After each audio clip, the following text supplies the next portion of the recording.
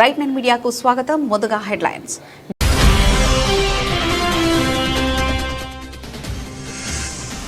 ఢిల్లీ ఉద్యోగ్ భవన్ వద్ద భారీ అగ్ని ప్రమాదం, అదుపులోకి తెచ్చిన ఫైర్ సిబ్బంది.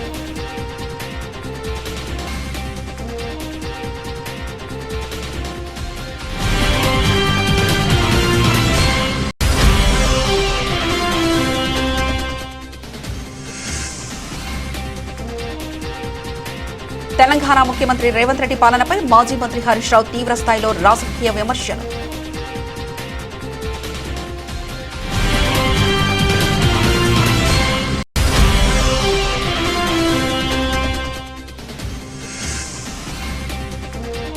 వైఎస్ఆర్సీపీ అధినేత వైఎస్ జగన్మోహన్ రెడ్డి భూమయ్య గారి పాలెలో శ్రీ లక్ష్మీ నరసింహస్వామి ఆలయ ప్రారంభోత్సవంలో పాల్గొని ప్రత్యేక పూజలు.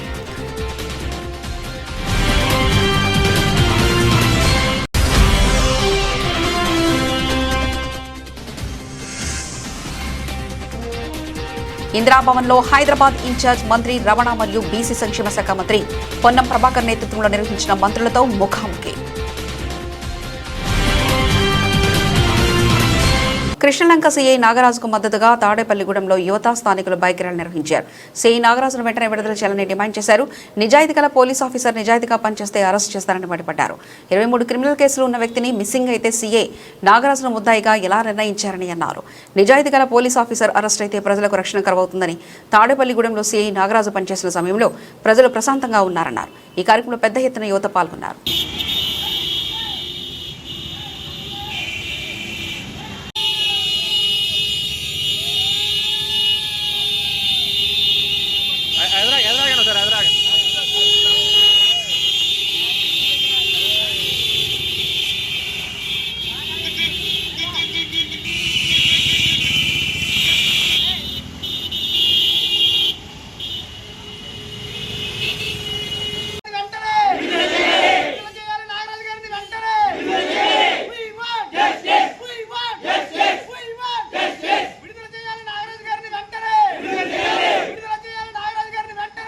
దేశ రాజధాని ఢిల్లీలో తెల్లవారుజామున భారీ అగ్ని ప్రమాదం సంభవించింది.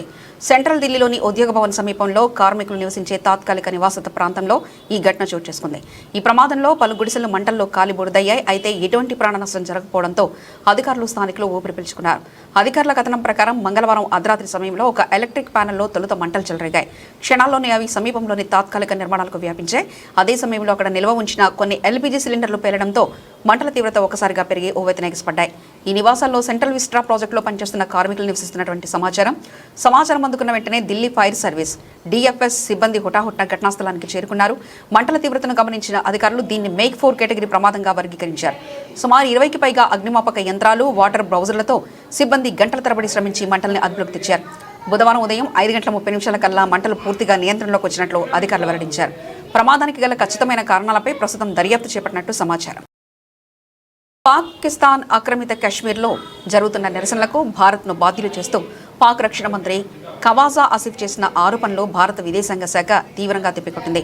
పాక్ ప్రభుత్వం తన సొంత అంతర్గత వైఫల్యాలు, ఆర్థిక సంక్షోభాల నుంచి ప్రజలను దృష్టిలో మళ్లించేందుకే ఇటువంటి కల్పిత ఆరోపణలు చేస్తుందని భారత్ స్పష్టం చేసింది. పీఓకేలో దశాబ్దాలుగా సాగుతున్న ఆర్థిక దోపిడీ, ప్రాథమిక హక్కుల నిరాకరణ మరియు పరిపాలనాపరమైన అణచివేత వల్లే అక్కడి ప్రజలు స్వచ్ఛందంగా రోడ్లపైకి వచ్చి నిరసనలు తెలుపుతున్నారని భారత్ పేర్కొంది. పాకిస్తాన్ ఆక్రమిత కశ్మీర్లో తీవ్రమైన ద్రవ్యోల్బణం, పిండి మరియు విద్యుత్ ధరల పెరుగుదలకు వ్యతిరేకంగా స్థానిక ప్రజలు భారీ ఎత్తున ఉద్యమిస్తున్నారు. ఈ నిరసనలు అణచివేయడానికి పాక్ ప్రభుత్వం ఖురాన్ వ్యాఖ్యలను ప్రస్తావిస్తూ బెదిరింపులకు దిగడం, అలాగే సింధు జలాల ఒప్పందం మరియు కశ్మీర్ అంశాన్ని తెరపైకి తెచ్చి భారత్పై యుద్ధ వ్యాఖ్యలు చేయడం తీవ్ర వివాదాస్పదంగా మారింది. Pakistani Defense Minister, we have seen some reports on the matter.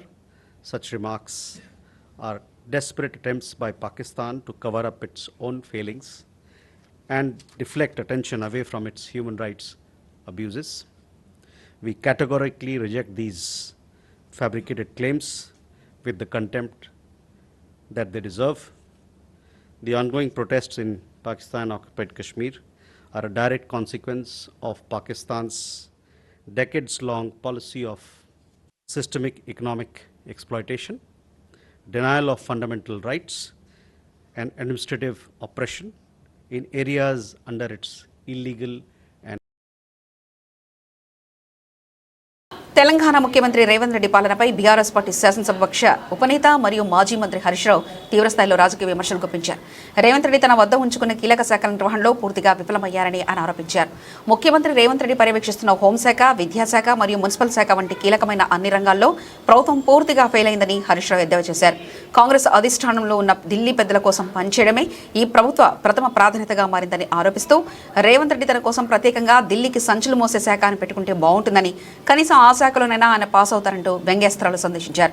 తెలంగాణలో కాంగ్రెస్ ప్రభుత్వం ఏర్పడినప్పటి నుంచి సీఎం రేవంత్ రెడ్డి తరచూ ఢిల్లీ పర్యటనకు వెళ్లడాన్ని, మరి రాష్ట్రంలోని విద్యా పురపాలక వ్యవస్థల తీరును తప్పుపడుతూ ప్రతిపక్ష బీఆర్ఎస్ పార్టీ ఈ రకమైన రాజకీయ విమర్శలను ముమ్మరం చేసింది. ఈయన ముఖ్యమంత్రి ఉన్నాడు రేవంత్ రెడ్డి, మాటలకు ఎక్కువ చేతలకు తక్కువ.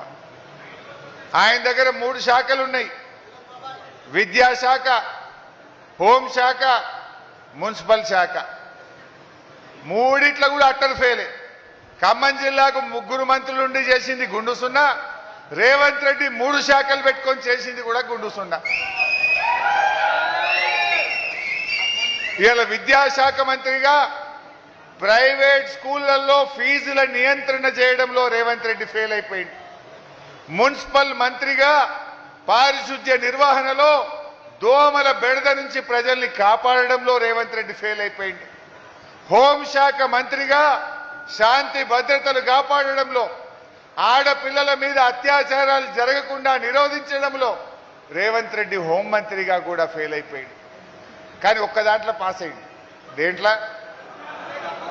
దేంట్లో చెప్తారా? బూతులా? వేలే 3 శాఖల్లో ఫెయిల్ అయ్యిండు. ఇంకొక శాఖ పెట్టుకుంటే బెస్ట్ ఏమో అని. అదేం శాఖ? ఏమంటారే? ఢిల్లీకి సంచులు మోసే శాఖ. అందులో మాత్రం పాస్ అయ్యిండు. కుర్చీ మాత్రం బాగా కాపాడుకుంటుండు. ఢిల్లీకి సంచులు మోసుడు, కుర్చీ కాపాడుకుంటు, గన్ల మాత్రం సక్సెస్ అయ్యింది.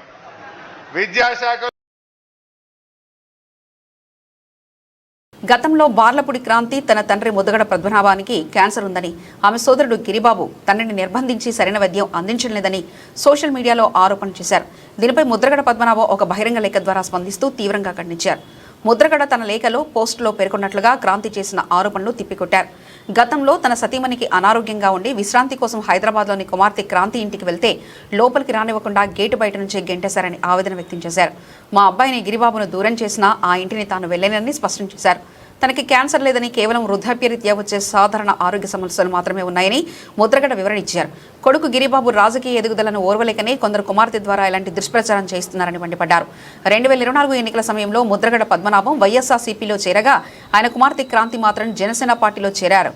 అప్పటి నుంచి వీరి మధ్య కుటుంబ మరియు రాజకీయపరమైన విమర్శలు కొనసాగుతున్నాయి. నా మీద పెద్ద ప్రేమ ఒలగబోసేస్తా ఉన్నారు. పిచ్చివాళ్ళారా, అన్ని గుర్తున్నాయి అయ్యా. గతంలో సార్ మనస్పర్ధలు వచ్చాయి చెప్తున్నాను సార్ మీకు. 7 సంవత్సరాల క్రితం నా భార్యకి క్యాన్సర్ వచ్చిందండి. హైదరాబాద్లో సర్జరీ చేయించానండి. 15 డేస్ హాస్పిటల్లో ఉన్నామండి. మళ్ళా 10 రూపాయలకి రండి కీమో చేయించానని చెప్పి డాక్టర్ సెన్సార్ గారు చెప్తే ఈ ఎదవలకి ఇంటికి వచ్చానండి. ఈ ఎదవలో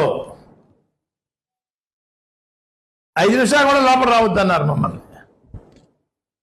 5 నిమిషాలు కూడా మూడు బెల్లం మా ఇంటికి రావద్దు. అయ్యా, ఇది వారి ఆదేశం అండి. వీళ్ళు మా మీద ప్రేమ చూపిస్తున్నారా? మూడు బెల్లం వద్ద కలిసి గుమ్మలో కాసేసి మా ఇంటికి రావద్దు అంటే హైదరాబాద్లో బ్రాహ్మిన్స్ చక్రం సుధాకర్ గారు ఉంటే వారింటికి తీసుకెళ్ళిపోయి అయ్యా ఆ 2 డేస్ ఉండి అక్కడికి రిటర్న్ అయ్యామండి.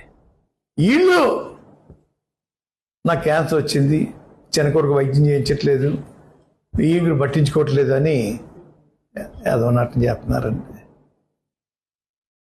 భాష కూడా మారిపోయింది నాకు తట్టుకోలేక. నన్ను ఎందుకు ఎత్తుకోవాలా? నన్ను ఎందుకు రోడ్డు రాగాలా? మీకు నాకు సంబంధాలు లేవే. 1 year నుంచి మేము రాకపోకలు లేవే, పూర్తిగా దిగిపోయే. ఇంకా నన్ను టార్గెట్ చేస్తా ఉన్నారా? ఏ వాసించి టార్గెట్ చెప్తారని అడుగుతా ఉన్నాను. నువ్వు టార్గెట్ చేసి బెదిరిపోతానా? కిలపూడి మున్సిపల్ మనవండి ముత్తుల వీర్రావు గారు అబ్బాయిని బెదిరిపించేస్తే బెదిరిపోవడానికి ఈ రక్తంలో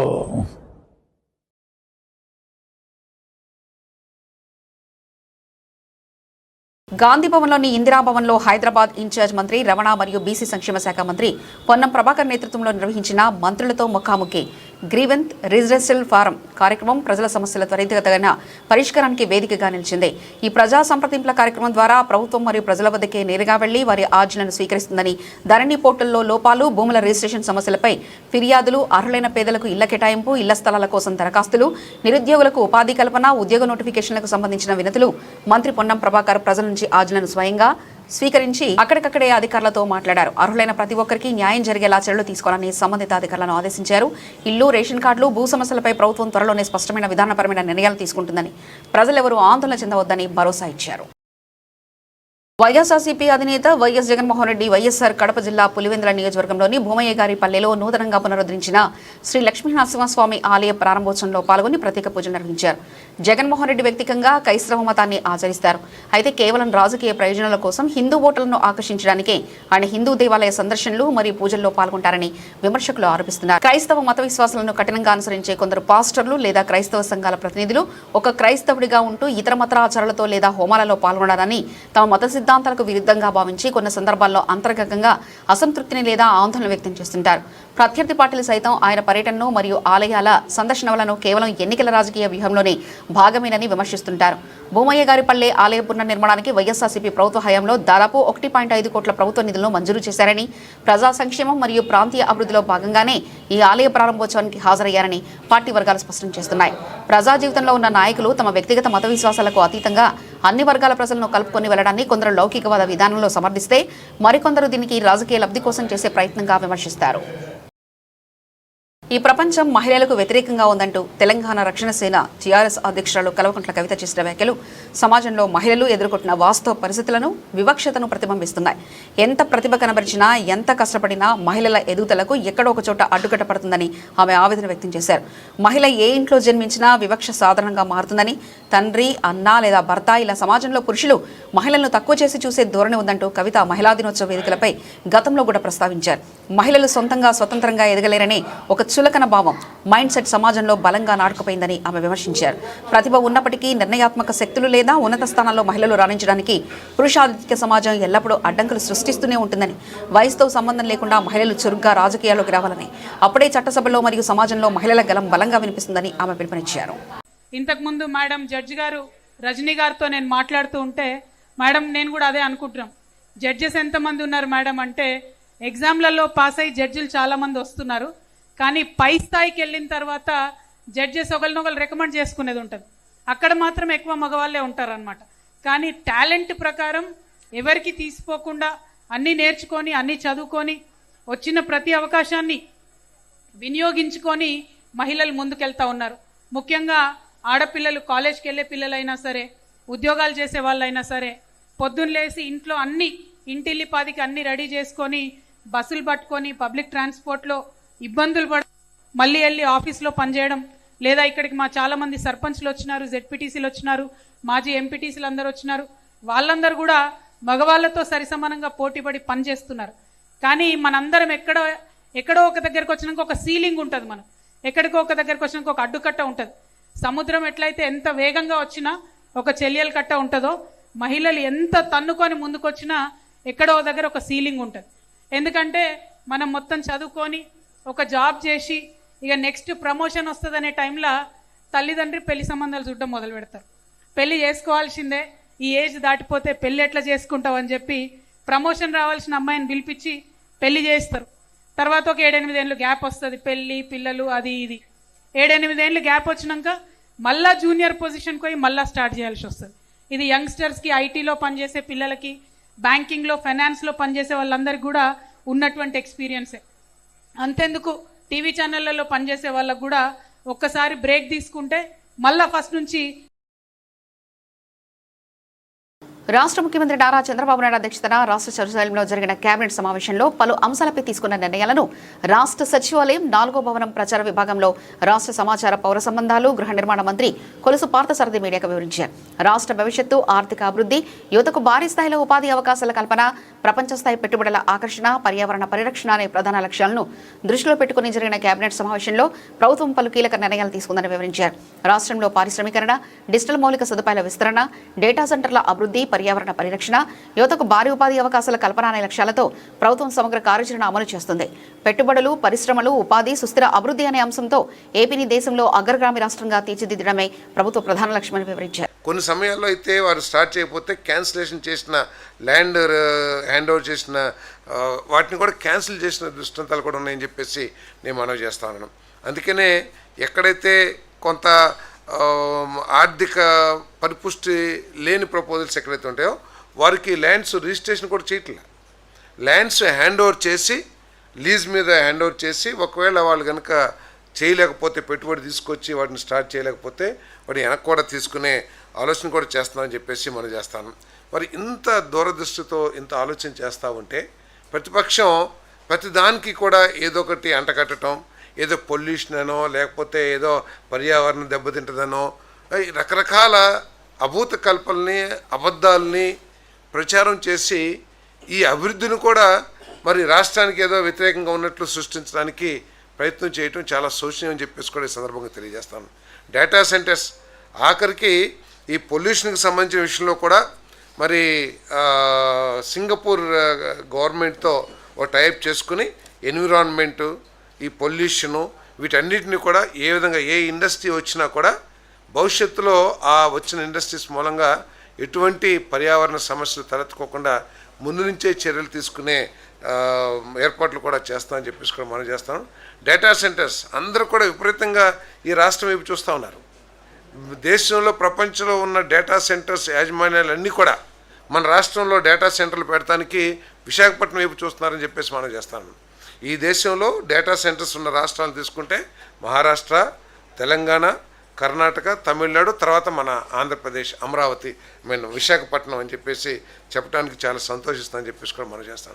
దీని మీద కూడా కొంతమంది కావాలని చెప్పేసి ఏదో పొల్యూషన్ వస్తుంది, ఏదో రేడియేషన్ వస్తుంది, ఏదో వాటర్ మొత్తం అసలు రాష్ట్రంలో ఉన్న వాటర్ అంతా వెళ్ళిపోతుంది అని చెప్పేసి చెప్పడం చాలా శోచనీయం అని చెప్పేసి కూడా నేను మనం చేస్తాను. ఎక్కడ కూడా దీంట్లో పొల్యూషన్ వచ్చే సమస్య లేదు. దీనికి మనకి నిన్న లోకేష్ గారు కూడా చెప్పారు, 3000 టీఎంసీలు వృధాగా సముద్రంలోకి వెళ్ళిపోతున్నాయి. ఈ డేటా సెంటర్స్ అన్నిటికీ కూడా మొత్తం కలిపితే కూడా 1.5-2 టీఎంసీలు కావని చెప్పేసి. అదేవిధంగా ఇదంతా ఏంటంటే కూలింగ్ కోసం వాడుతున్న తప్పితే ఆ వాడిన వాటర్ ఏదో పొల్యూట్ అయిపోయి ఆ నీళ్ళన్నీ కూడా విశాఖపట్నంలో పడిపోయి పొల్యూషన్ ఎంత అమాయకంగా ఎంత అసలు ఏమనాలో కూడా నాకు అర్థం కావట్లేదు. అంటే ఒక రాష్ట్రం బాగుపడతా ఉంటే ఇంకా మెరుగు చేయండి అని చెప్తాం పర్లేదు, కానీ భయాందోళన సృష్టించి దానికి ఎట్లా అడ్డుకట్టాలి ఇది వాటర్. ఖమ్మం జిల్లా సత్తుపల్లి సమీపంలోని బొగ్గపాడు మెగా ఫుడ్ పార్క్ భూముల కేటాయింపు అవినీతిపై బీఆర్ఎస్ పార్టీ తరఫున మాజీ మంత్రి పువ్వాడ అజయ్ కుమార్ లేవనెత్తిన ఆరోపణలు, కాంగ్రెస్ ప్రభుత్వంపై ఆయన చేసిన విమర్శలు రాజకీయంగా తీవ్ర సంచలనం సృష్టిస్తున్నాయి. సత్తుపల్లి మండలం బొగ్గపాడు ఫుడ్ పార్క్లో 72 ఎకరాల భూమిని ఆంధ్రప్రదేశ్కు చెందిన ఒక ప్రైవేట్ ఫీడ్స్ కంపెనీకి కేటాయించారు. తెలంగాణ పరిశ్రమల మౌలిక వసతుల సంస్థ ఇక్కడ ఎకరం ధరను 40.47 లక్షలుగా నిర్ణయించగా ఆ కంపెనీకి కేవలం 21 లక్షలకే దాదాపుగా సగానికి సగం అప్పగించారని ప్రతిపక్షాలు ఆరోపిస్తున్నాయి. అయితే ఇదే కంపెనీ పక్కనే ఉన్న ప్రైవేట్ రైతు వద్ద ఎకరాకు 75 లక్షలు పెట్టి రోడ్డు మార్గం కోసం భూమి కొనుగోలు చేసిందని, అలాంటప్పుడు ప్రభుత్వ భూమిని ఎందుకు తక్కువ ధరకు ఇచ్చారని పువ్వాడ ప్రశ్నించారు.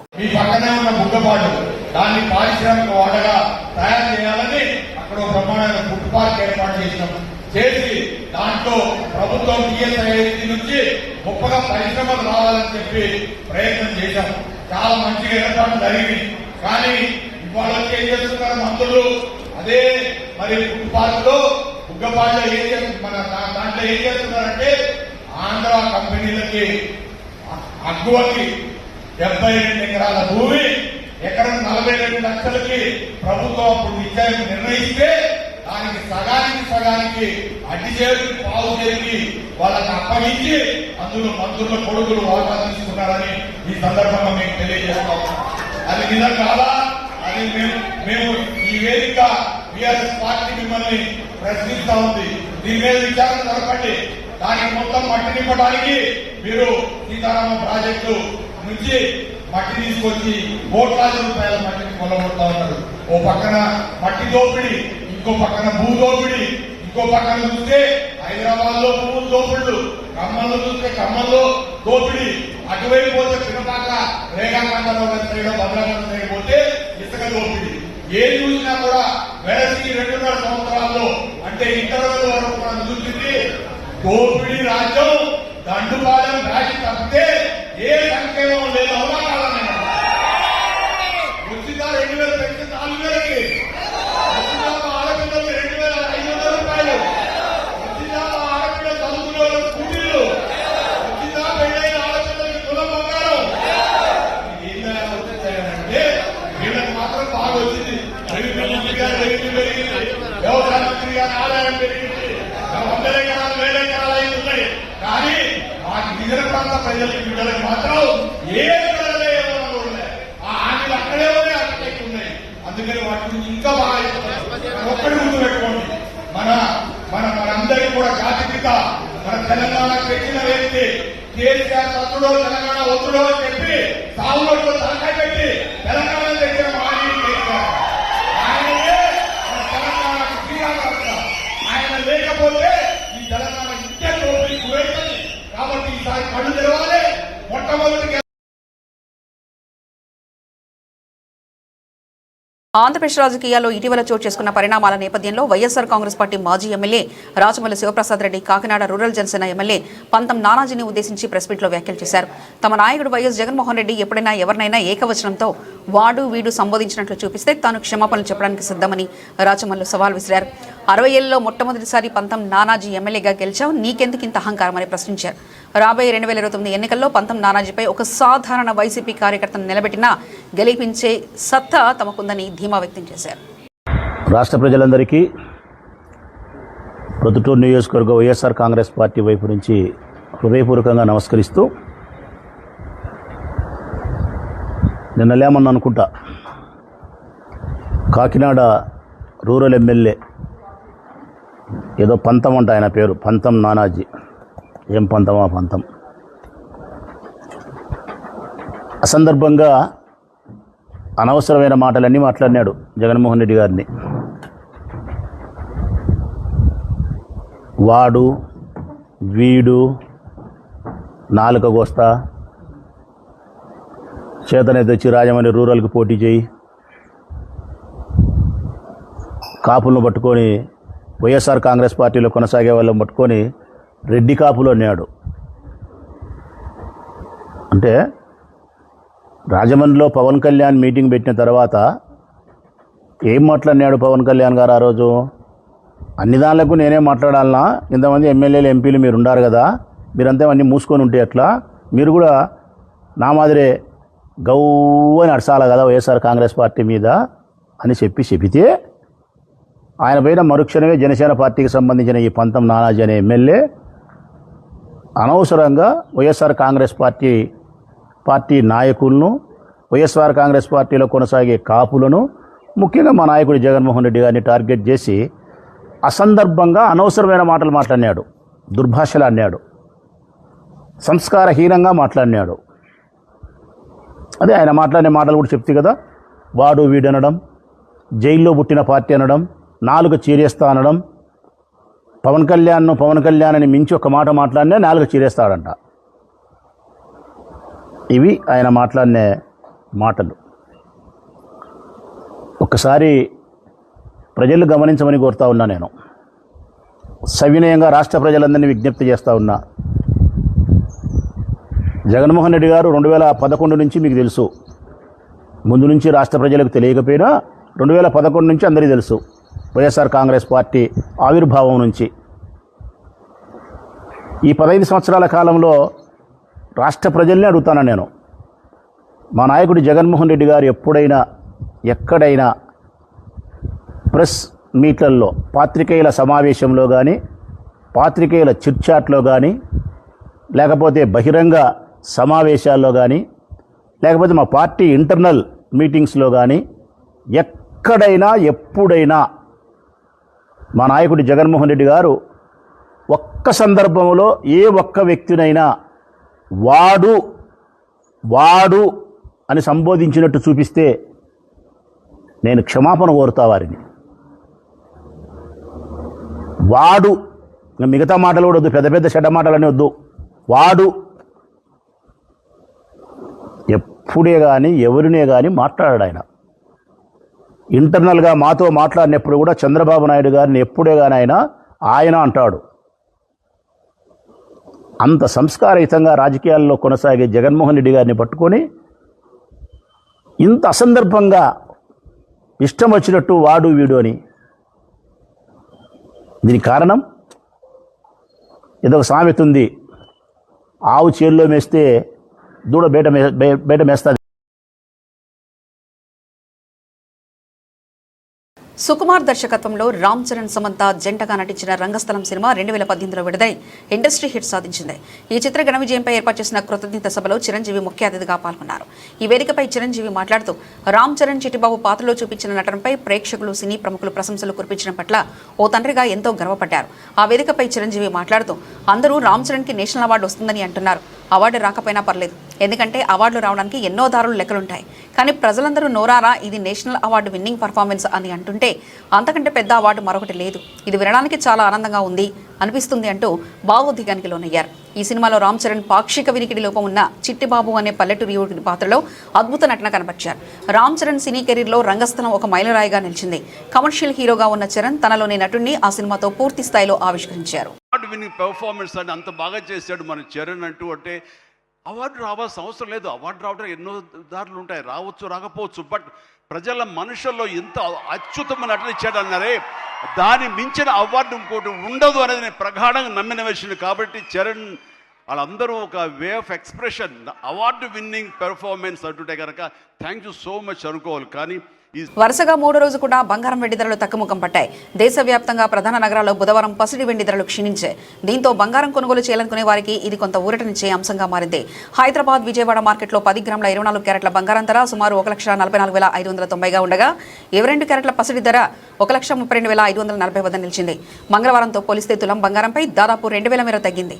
ఇక వెండి ధరల్లోనూ భారీ తగ్గుదల కనిపించింది. మంగళవారంతో పోలిస్తే కిలో వెండిపై ఏకంగా 5,000 వరకు తగ్గి ప్రస్తుతం 2,49,900 వద్ద ట్రెండ్ అవుతుంది. దేశ రాజధాని ఢిల్లీలో 10 గ్రాముల 24 క్యారెట్ల బంగారం ధర 1,44,740గా ఉంది. తెలుగు రాష్ట్రాల్లోని వరంగల్, నిజామాబాద్, విశాఖపట్నం, గుంటూరు, తిరుపతి వంటి నగరాల్లో కూడా ఇదే తరహా తగ్గుదల నమోదైంది. పోర్చుగల్ ఫుట్బాల్ దిగ్గజం క్రిస్టియానో రొనాల్డో సరికొత్త రికార్డు సృష్టించాడు. ప్రపంచ కప్ చరిత్రలో 6 ఎడిషన్లో గోల్స్ సాధించిన తొలి ఆటగాడిగా నిలిచారు. మంగళవారం ఉజ్బెకిస్తాన్లో జరిగిన మ్యాచ్లో రొనాల్డో ఈ మైలురాయిని అందుకున్నాడు. క్రిస్టియానో డబుల్ గోల్స్తో సత్తా చాటడంతో గ్రూప్ కే పోరులో పోర్చుగల్ 5.0తో ఉజ్బెకిస్తాన్ను ఓడించి నాకౌట్ రేసులో నిలిచింది. కాంగోతో జరిపిన తొలి మ్యాచ్ పోర్చుగల్ 1-1తో డ్రా కావడం, ఈ మ్యాచ్లో గోల్ చేయలేకపోవడంపై వచ్చిన విమర్శలకు రొనాల్డో తన ఆటతోనే సమాధానమిచ్చారు. ఆట మొదలైన 6వ నిమిషంలోనే జోవావో కాన్సెలో అందించిన క్రాసును అందుకుని 41 ఏళ్ల రొనాల్డో తన కుడికాలి బంతిని గోల్ పోస్టులోకి పంపి పోర్చుగల్కు 1.0 ఆధిక్యతను అందించారు. ఆపై పోర్చుగల్ తన దాడిని మరింత ఉధృతం చేసింది. 17వ నిమిషంలో లభించిన ఫ్రీ కిక్ వద్ద రొనాల్డో తాను కిక్ కొట్టబోతున్నట్లు నటిస్తూ తెలివిగా బంతిని వదిలేయగా అక్కడ సిద్ధంగా ఉన్న నునో మెండిస్ దాన్ని గోలుగా మలిచి ఆధిక్యాన్ని రెట్టింపు చేశారు. ఆ తర్వాత 39వ నిమిషంలో మిడ్ ఫిల్టర్ బ్రూనో ఫెర్నాండెజ్ అందించిన పర్ఫెక్ట్ పాస్ను అందుకున్న రొనాల్డో వేగంగా దూసుకెళ్లి బాటం లెఫ్ట్ కార్నర్లోని బంతిని పంపి మ్యాచ్లో తన 2వ గోల్ నమోదు చేశారు. 61 నిమిషంలో పోర్చుగల్కు లభించిన కార్నర్ కిక్ను క్లియర్ చేసే ప్రయత్నంలో ఉజ్బెకిస్తాన్ ఓన్ గోల్ చేయడంలో పోర్చుగల్ 4.0తో తిరుగులేని స్థితికి చేరింది. 87వ నిమిషంలో సబ్స్టిట్యూట్ ప్లేయర్ రాఫెల్ లోయావో అద్భుతమైన గోల్ సాధించి పోర్చుగల్ భారీ విజయం ఖాయం చేశారు.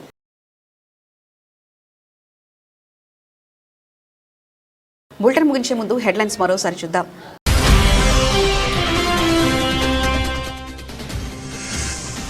ఢిల్లీ ఉద్యోగ్ భవన్ వద్ద భారీ అగ్ని ప్రమాదం, అదుపులోకి తెచ్చిన ఫైర్ సిబ్బంది.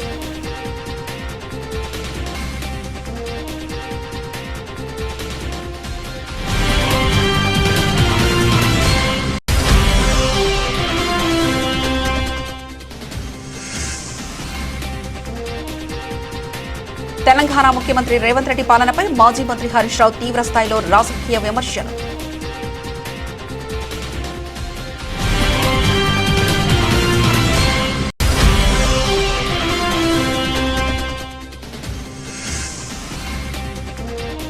వైఎస్ఆర్సీపీ అధినేత వైఎస్ జగన్మోహన్ రెడ్డి భూమయ్య గారి పాలెలో శ్రీ లక్ష్మీ నరసింహస్వామి ఆలయ ప్రారంభోత్సవంలో పాల్గొని ప్రత్యేక పూజలు.